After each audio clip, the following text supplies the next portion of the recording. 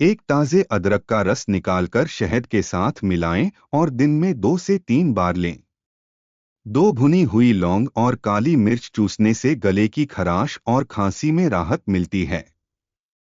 3 एक चम्मच अजवाइन को पानी में उबालकर पीने से खांसी कम होती है। 4 तुलसी की पत्तियां और काली मिर्च को पानी में उबालकर पीने से बलगम वाली खांसी में फायदा होता है। 5 रात को सोने से पहले हल्दी वाला दूध पीने से सूखी और बलगम वाली खांसी में राहत मिलती है।